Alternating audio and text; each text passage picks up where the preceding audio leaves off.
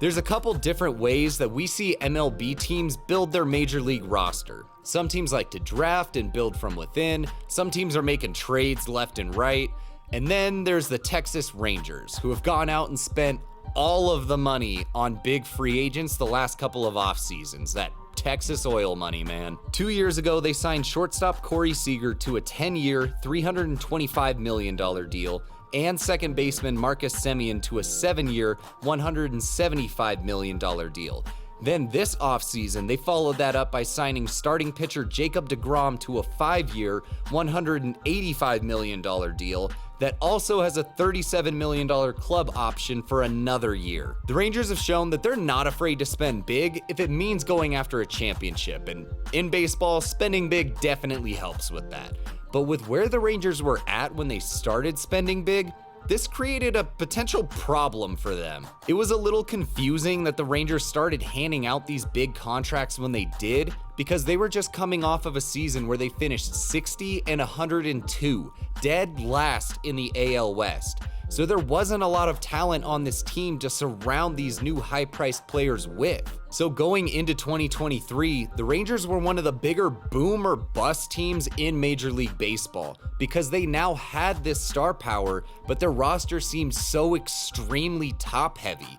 But to start the season, yeah, they're booming. The Rangers have started 2023 leading the AL West, going 23-15, putting themselves above the Houston Astros, who have been running the division, the Seattle Mariners, who are just coming off their first playoff appearance in over 20 years, and the LA Angels, who are fighting for their lives to compete so they can try to convince Shohei Ohtani not to leave.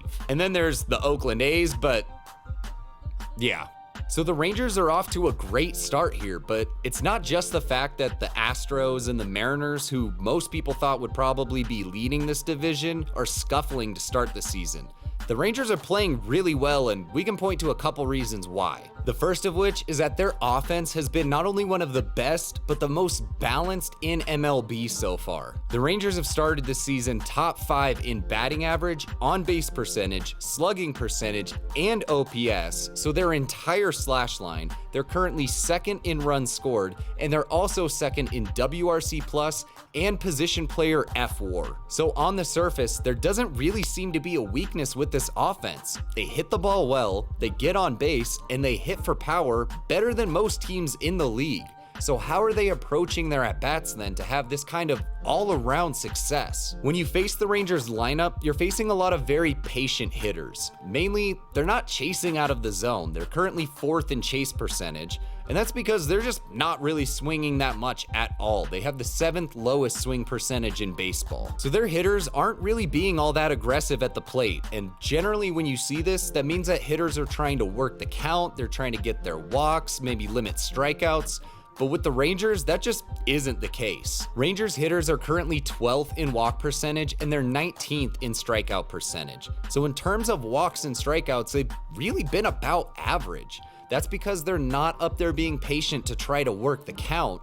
They're up there being patient, waiting for their pitch to absolutely destroy. Their strength has been to hit the ball as hard as they can, no matter where they're hitting it. They're currently 5th in hard contact percentage.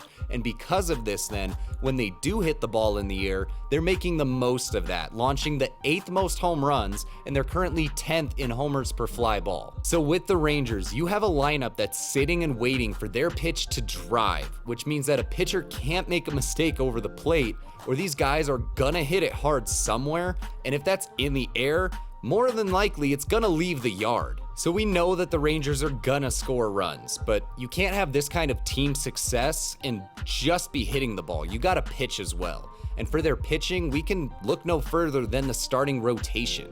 And as we do, make sure you like this video, subscribe to the page, and turn on notifications so that you can get more baseball content like this. And it does help out the channel as well, and I can't thank you enough for supporting us. Now let's go ahead and talk about the Rangers rotation. Their rotation has been top 10 in ERA, FIP, ERA minus, and FIP minus, while also being top 10 in innings pitched. So not only are they arguably a top 10, if not maybe better rotation in baseball so far, they've been doing this while also getting used more than most rotations in baseball. And when I say they've been good all around, I mean all around. They've been 6th in stuff plus and location plus out of starting rotations. So not only do they have some of the best pitches in the league, but they're also putting them where they want to. And that combination is gonna make it a really rough day for any opposing lineup. With this kind of stuff and command, they've been getting opposing hitters to chase the 7th most in baseball, to whiff the 6th most, and when you put those together, it's not really surprising then that they've been the 7th best strikeout percentage of any rotation in baseball so far. But it's not just the fact that they're getting all these swings and misses, because when you do make contact against them, it's not really going much better for you. Rangers starters have given up the 2nd least amount of hard contact, and they have the 5th lowest launch angle so far. So opposing hitters aren't really able to square them up and drive the ball against them, and they're not really gonna get it in the air all that much. So this is why their starters have given up the 6th best barrel percentage and 7th best batting average allowed. All right, so you can hardly make contact against these guys, and when you do, good luck hitting the ball very well. So your best bet then, right, is to try to get a couple of walks, maybe get a timely hit, something like that. Yeah, that's not gonna work either. So far, they've had the 6th best walk percentage, so they're not walking guys either. And when you combine that with the fact that they're not giving up hits like we talked about, they're just not getting a lot of base runners in general. They've got the 5th best whip so far in baseball.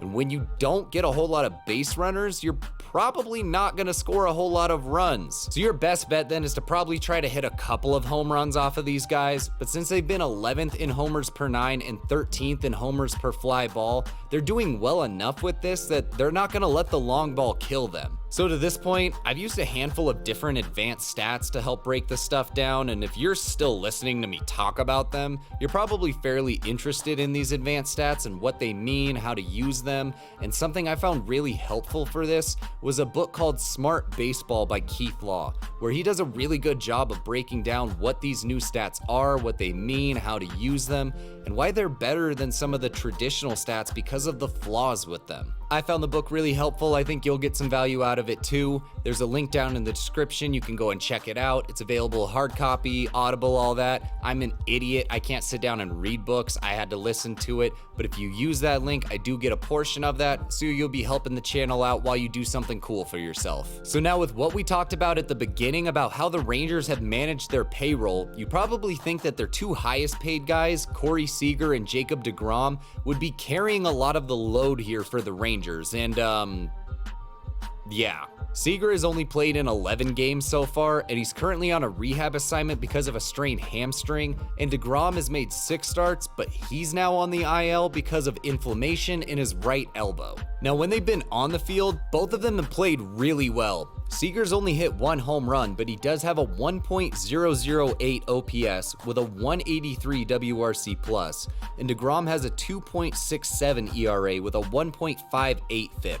But with these guys missing time, they've gotten a lot of help from some of their other key players. In the lineup, their other big free agent signing, Marcus Semien, has hit 7 home runs, has an 862 OPS, 140 WRC+, and 2.1 FWAR, to go along with catcher Jonah Heim, who the Rangers acquired in the trade that sent Elvis Andrus to the A's. He's hit 6 home runs with a 925 OPS, 156 WRC+, and 1.9 FWAR. And on the other side of the ball, Nathan Eovaldi, who they also signed this offseason to a 2-year, $34 million deal with a 3rd-year option based on innings pitched, he's also been dominant at the top of the rotation, putting up a 2.7 ERA, 1.94 FIP, and 2.2 FWAR so far in 53 1/3 innings through 8 starts. Along with some other solid contributions across the board here, with the Rangers' top guys on each side of the ball being out for some time, they've really had to rely on the rest of these guys that they aren't paying the same kind of top money to. And these guys have done more than their fair share so far. Look, you can definitely build a contending team by spending big in free agency. It might not always win you a World Series, but it'll probably get you pretty close. And yes, you're paying these guys to put up big numbers like a superstar, but you're gonna need more than just that star power to get you all the way there. For a team like this to stay competitive, you need those guys around these superstars to help fill in the cracks, because whether it's injuries or a guy regresses or anything that can happen throughout a major league season, you're not gonna get this superstar level production out of these big contract guys every single day.